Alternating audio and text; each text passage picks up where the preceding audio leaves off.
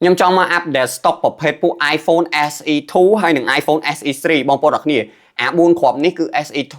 អានេះគឺ SE3 SE3 យើងមានពណ៌ស2គ្រាប់ SE2 យើងមាន4គ្រាប់ស2ខ្មៅ2បងប្អូនអរគ្នាដោយសារតែប្រភេទពួក SE2 ហើយនិង SE3 នេះឥឡូវគឺវាត្រូវប៉ាន់ខ្លាំងអញ្ចឹងប្រភេទពួក Evan ស្អាតឥឡូវគឺពិបាករកមែនតើអានេះគឺ Evan ដែលខ្ញុំចម្រាញ់មកណាបងប្អូនអរគ្នាមាន4គ្រាប់នេះ Evan នេះគឺចូល A ដកទាំងអស់ហើយបងប្អូនអរគ្នាអេក្រង់សិនម៉ាស៊ីនសិនមាន scan អញ្ចឹងសម្រាប់បងប្អូនអរគ្នាដែលចង់បានប្រភេទពួក 64G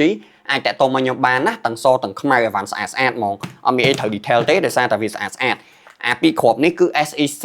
អានេះកម្លាំងម៉ាស៊ីនវាប្រព័ន្ធ iPhone 13បងប្អូនអរគ្នានេះអាមួយគ្រាប់នេះខ្ញុំណូដាក់ A ដកអាមួយគ្រាប់នេះខ្ញុំណូដាក់ B បូកបងប្អូនអរគ្នាអា A ដកនេះវាស្អាតជាង B បូកបងប្អូនអរគ្នាមើលភិនភាគខាងក្រៅបងប្អូនអរគ្នាហើយតម្លៃក៏វាខុសគ្នាដែរអា A ដកថ្លៃជាងអា B បូកបងប្អូនអរគ្នា A ដកថ្លៃជាង B បូកណាដោយសារតែមួយ A មួយ B អញ្ចឹងសម្រាប់បងប្អូនអរគ្នាដែលត្រូវការណាទាំង SE2 ទាំង SE3 បងប្អូនអរគ្នាអាចតាក់ទងមកពួកយើងបានតើមាន stock ហើយ stock នេះគឺបន្តិចមែនតើបងប្អូនអរគ្នា5 6គ្រាប់ហ្នឹងលក់តែមួយផ្លែតអស់ហើយអញ្ចឹងសម្រាប់បងប្អូនអរគ្នាដែលមានតម្រូវការឬក៏ចង់សាកសួរ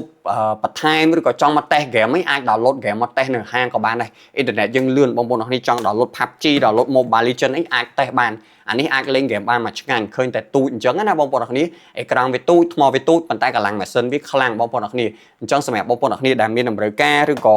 ចង់សួរព័ត៌មានបន្ថែមនេះអាចសួរបន្ថែមបានណាអូខេអរគុណច្រើន